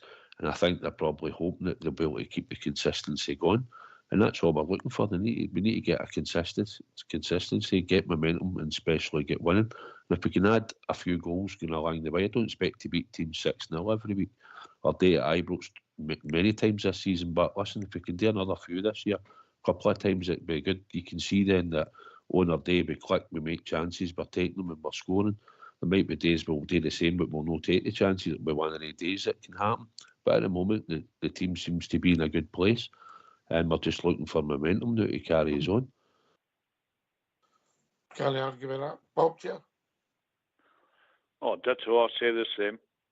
As I said when I came on the show tonight, there's an air of positivity about it. And there's an air of positivity running through the playing squad. Well, all to the good. I see Cortez is fit again, and Matondo. I think he might be the one of the ones that could be out the door, boys. I don't know. I'm going to start all that. That remains to be seen. But again, they're adding to the squad. They're fit. That's fine. The more fit players will go, the better, because this has been a hell of a season for injuries, as you all know. We're starting to get a fit squad on a fit 11 on the park every week. Well, we can do damage to people. We've got 2 or 3 big games coming up, 2 or 3. And if we do all right in these big games against Tottenham and Man United, the one we all want to win is that cup final, of course. And the way we're going, the way we're heading, that we all hope it can be done. It can be done. Rich, just get a good account of yourself in these games and we'll be fine. Rich. Yeah, I agree with Bob Gerrard. We've got to make a good account. We've been saying it all night. They've got to go out and play for themselves. And now they've had a taste of what it's like to play in a team that's it's clicking all over the park, and everybody's committing. It's great, and when the confidence goes up and everything what happens, you could see the smiles on their faces.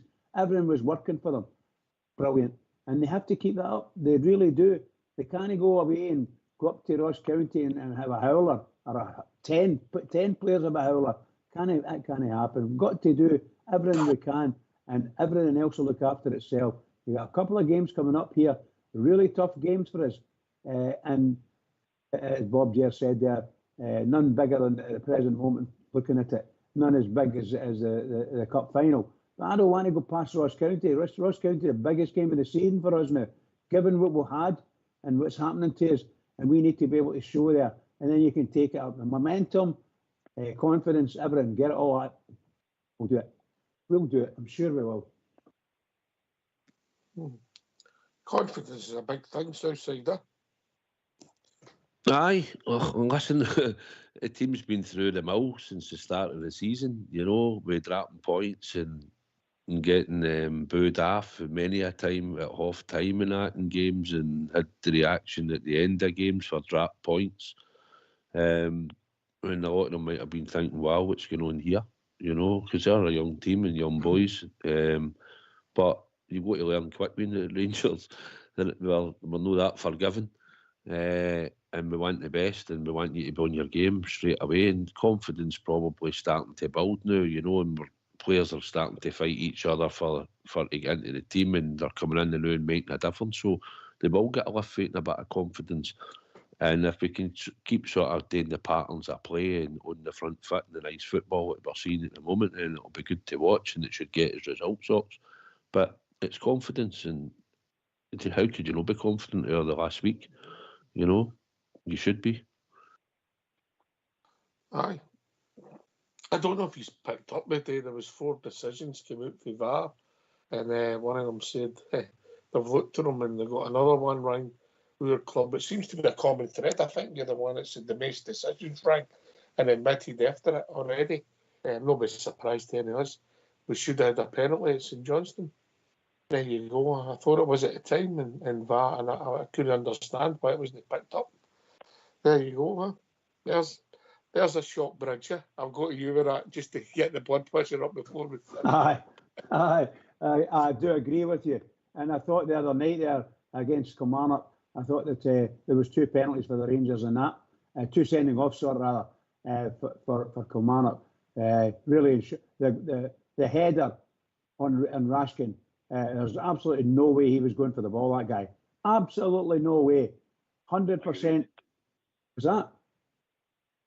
Sorry, 100%. There was no chance he was ever going to get that ball, and he should have been red carded for that. That was an unbelievable thing.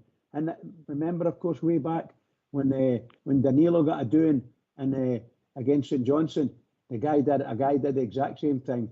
Just went in to challenge a man. They had no chance of getting to the ball, and they smashed him in the face. And the other one was the guy running when Iganami was going through, and the guy pulled him back, tried to pull his shorts down. Unbelievable stuff. That is a red card every day of the week. Every day of the week for me. Just wrong. And these are the things that I notice. And I just hope the referees, I've been hoping for a long time that the referees actually do something about these things. They need to get these people out of the game, or that particular act out of the game. That's wrong. And every sense of the word's wrong. Sorry, guys. No. What, Jeff? I would agree with everything Brad says there. But unfortunately, we're landed with this VAR. I'm not a fan of it. But we're landed with it, and there's not a lot we can do about it. It's always going to go on week after week after week, causing controversy. Whether it be us, whether it be somebody else. It's always going to cause controversy every week. Don't forget one thing while you're on the subject, and I can it's past tense, but we scored 5 times against them last year, and every one of them was chalked off for VAR. He's all kin that, of course. So it's going to cause its controversies if we're stuck with it. Whether you come down on the right side of it, whether you come down the wrong side of it, it's anybody's guess. I'm getting to the point now where I'm fed up, and I think the general, every supporter up and down the land is fed up, that when you score a goal and you celebrate and suddenly you've got to stand about for 5 minutes waiting on a decision. That's murder. Oh, that's murder. I just didn't like it at all. The two on Wednesday were shocking. They took so long south side there. Aye, well, you know where we sit, you know, and there was no way that Tav was offside. I didn't even, I heard, I think that's what they were looking at the game for an offside, but Tav was never offside when we seen him putting his hand up. He was well behind that defender at the time when Hadji released the ball. That's the time it frustrates you. And then Jeffrey's run. He's at his own side. Aye, and because it takes that long, and it's taking that long, you start to think, what they try to find. You know, your memory switches back to that game in Nice when he was looking for 3 penalties for one incident, though. But listen, we've been the wrong end of some, and we've been fortunate, and rightly so, in Europe, own some as well. But we're hoping going forward that VAR doesn't come into it. We score these goals that nobody can dispute. And that just takes away the pressure, doesn't it? And the waiting to see what's happening. Because we're in the stadium, it's unbelievable. You haven't got a clue what they're even looking at sometimes, you know. Yep. It's just this. I don't know. I don't think it's brought the stuff that I thought it would bring to the game. You know. But as what it is, it's here to stay. I think, Bridgeman. Well, on the words you're saying there, look, VAR is a fantastic tool, and it's there for everybody, in the officialdom to use. They've got to use it properly. The big difficulty we've got is the officials in Scotland are not very good. In fact, they're full of hate. And most assuredly, Rangers will always be a victim, nearly always be a victim against those referees and linesmen and the VAR people. It's all there. It's all there for everybody to see. You see that free kick. That goal that had Taff scored. And never in its life was it offside. I don't even know what screen they were looking at to take, maybe 2.5 minutes to come up with that. It's utterly nonsense. Just nonsense. And they need to get their act together because that's a really good tool, and they've got to sit down and decide what they're going to use, what we want to use it for, including all the clubs. What are we going to use it for, and use it properly, and none of this nonsense. That should be able to tell every decision anywhere on the pitch. I know they're not doing it, but they should be able to use VAR for every decision on the pitch and get on with it. Within 10 seconds, decisions made, done. They've got the Bridgeman, the game would take about 10 hours if they'd done that. No. The way they're doing it now, they should, all they need to do is look. I'm talking to the VAR people. Look and just say to the referee, "That was all right, and it's okay. Let's go on." The game would take about 10 hours when it's Southside. That would be it. Aye. No for me. No for me. They've got when they know when they can use it and what they can use it for, and it shouldn't be made. They make it more complicated at times. Absolutely. And it's always the same. When a goal scored, players go away, celebrate, and then obviously you're waiting to see is VAR going to step in here or that, because they're obviously looking at it unknown to us when we're jumping about celebrating. That they're looking to see if there's an infringement somewhere on the park. But hopefully going forward for us, we'll not have a lot of VAR decisions to worry about. And that's why at the end of the day, the game takes they take a lot of time out the game when you're playing opposition. The amount they take it, goalkeepers take by kicks, it gives out a part time to take a throw in and slow the game down. It's bad enough without VAR stepping in and then playing that 7-8 minutes later on. So hopefully we just score goals and there's no VAR decisions to worry about. That's all I hope. Yeah. Listen, I'm going to get Bridge's blood pressure even higher, Southside. You ready for this? Oh my God. Right, all right, on you go. Right, here's the officials for next Sunday. Have you heard, Bridge? Oh, don't tell me. Go on, say it.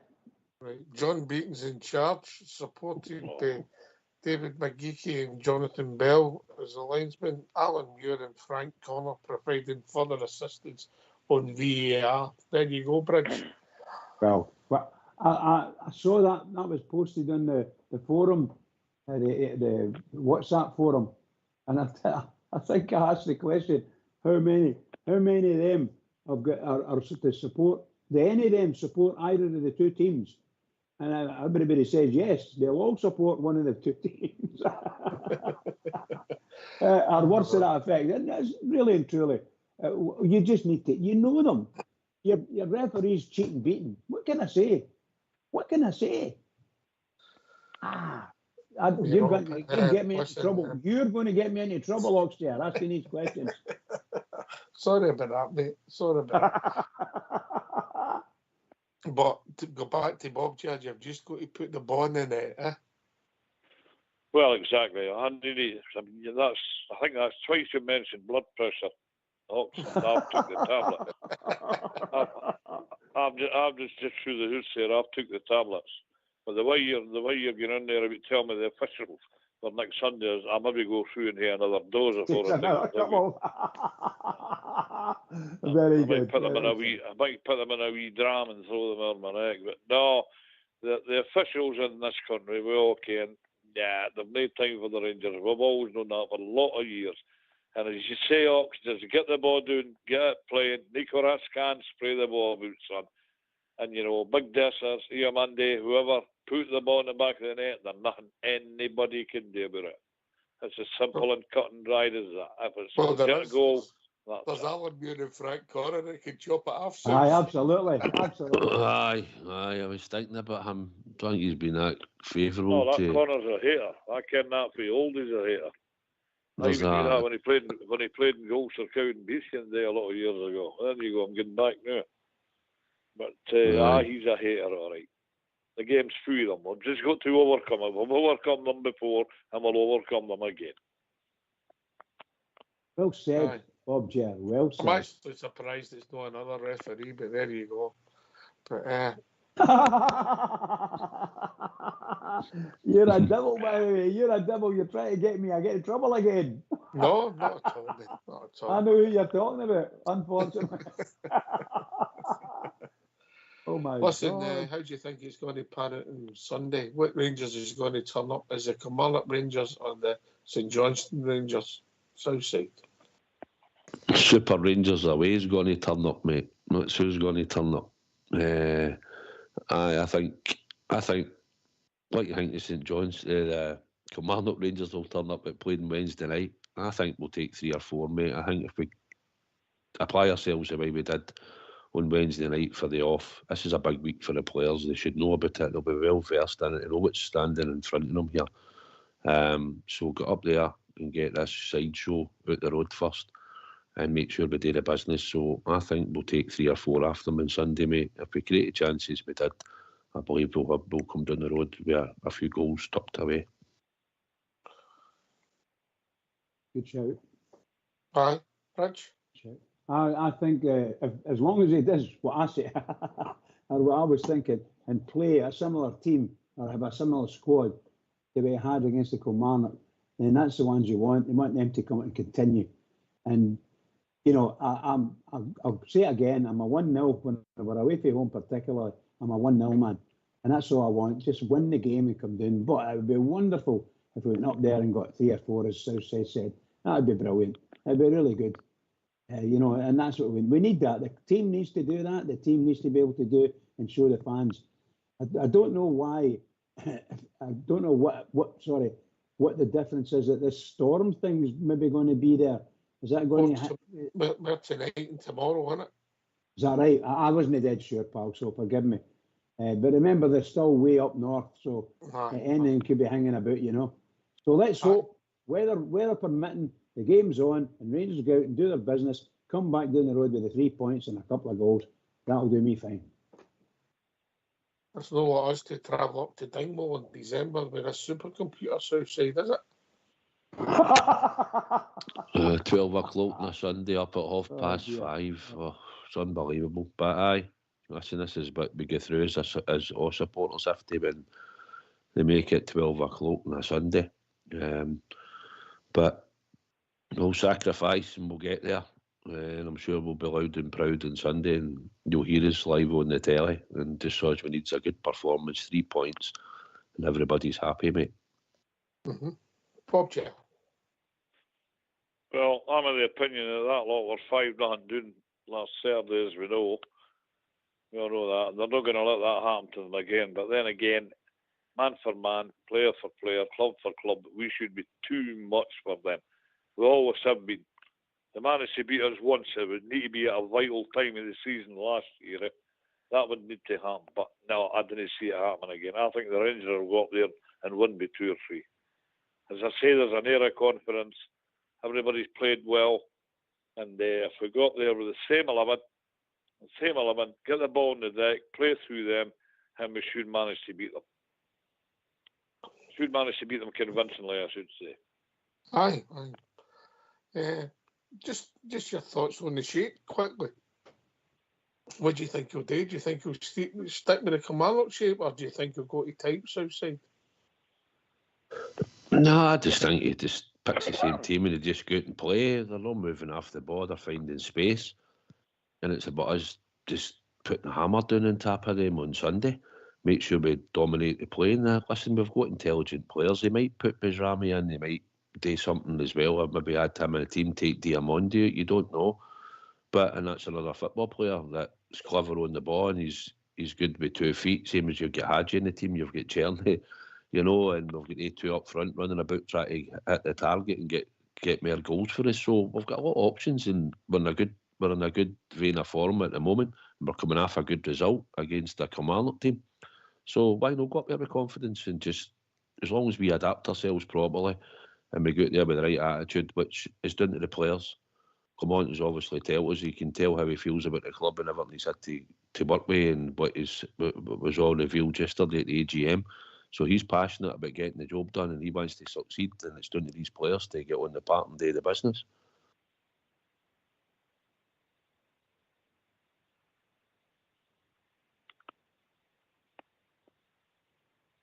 The game's all about players, Bridge, yeah?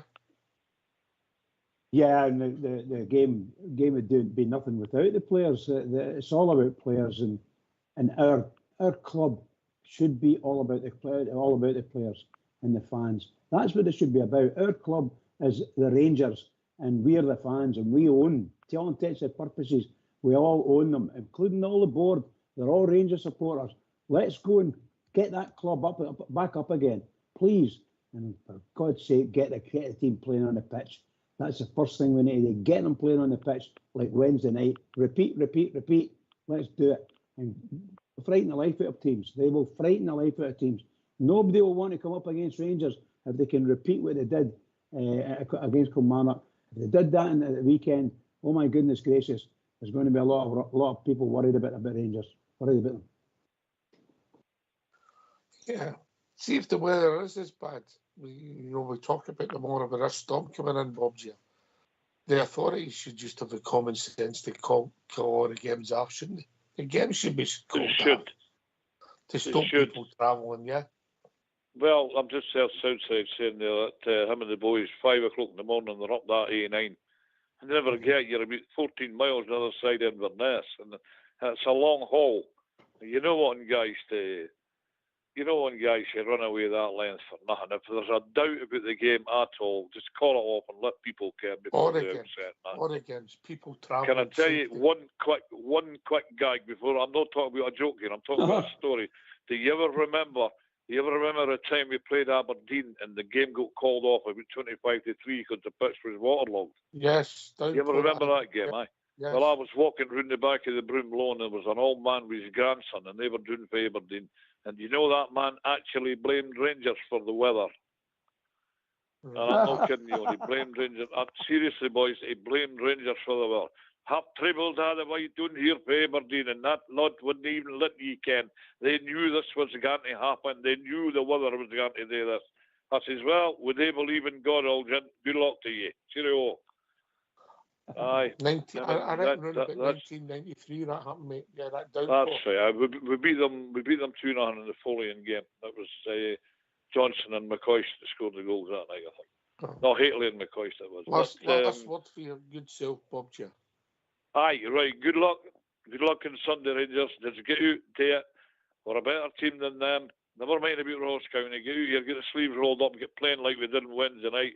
Get moving the ball out, get the chances taken, get the ball in the back of the net. Good luck, boys. I'll see you the other side of Sunday. Take care now. Cheers, mate. Southside. I thoroughly enjoyed the show tonight, mate. To all your good self and the legend, the Bridgeman. Good wee chat. And looking forward to Sunday. Up here, Dingwall. Need to get the 3 points. Looking forward to the game. Wee bit of feel-good factor coming, hopefully. This next week, leading up to the cup final the following Sunday. So 3 big games, and we're hoping for 3 big wins, and that's what we're looking for on Sunday, mate. Might as well start off in a good fit. So as always, there's only one team and one crown, and thanks for having us on. Bridgeman. Well, what can I say? I followed that. I was brilliant, as I was saying. Well done. Could I just well done to yourself, Ox? You had a great night tonight, and the techie boys in the background. Could I just say to all the Rangers fans living in all over the world, listening in here, this is our team, and we've got to go up there and we've got to win and win big if we can. So everybody keep it going for the Rangers. Biggest game of the season on Sunday. Biggest game of the season. Keep it going for the Rangers. Well, thanks to Bob Jeff for joining us. Thanks to Southside and Old School Blue, Southside and Bridgeman for doing the show. Old School Blue and Fox for doing the technicals. Everybody for listening. Rangers Radio will be back at 11 a.m. on Sunday morning, building up to another Rangers victory away at Ross County. Enjoy your weekend. Please stay safe. Take it away, Old School Blue.